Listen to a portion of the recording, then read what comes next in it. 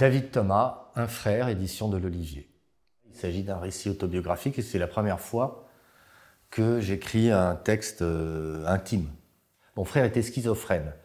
La maladie est apparue à la fin de l'adolescence et puis au fur et à mesure de sa vie, elle s'est aggravée aussi par sa consommation d'alcool et de cannabis, beaucoup, qui sont dévastateurs pour les schizophrènes. Ce livre raconte à la fois cette maladie, ce combat, parce que c'en est un, la maladie mentale, c'est un vrai combat, mais aussi ce qu'il a représenté pour moi et le lien que j'ai eu avec lui.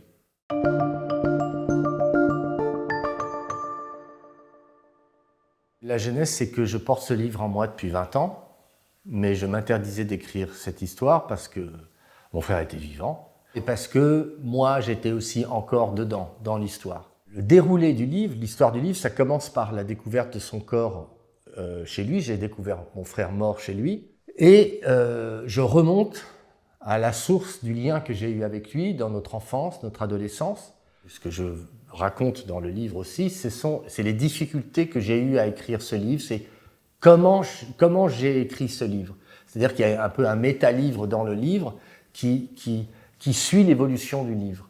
Je suppose, j'imagine que chaque malade est unique, que chaque lien dans la famille d'un malade est unique et que chaque histoire de malade mental est unique. Donc moi, je ne peux pas parler au nom de tous les malades mentaux, ni de tous les aidants de malades mentaux, je ne peux parler que en mon nom. Je raconte sa maladie, ses hospitalisations, ses crises, ses dépressions, enfin, etc. Mais il y a un moment de bascule dans le livre où là, je passe à ce qu'il a représenté pour moi et je raconte quel lien j'ai eu avec lui et quel frère il a été pour moi. J'ai voulu réhabiliter la personne qu'il était. Puisqu'il avait disparu derrière la maladie mentale, je ne voulais pas garder cette image de lui. Et donc, le livre s'efforce de faire le portrait de l'homme qu'il était et non plus du malade qu'il était.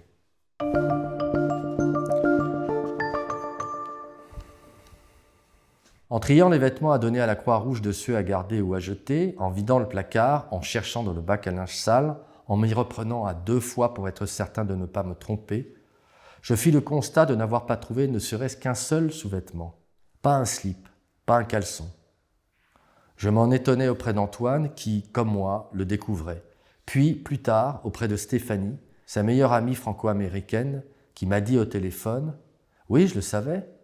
He went commando. » To go commando est une expression américaine venue de l'armée.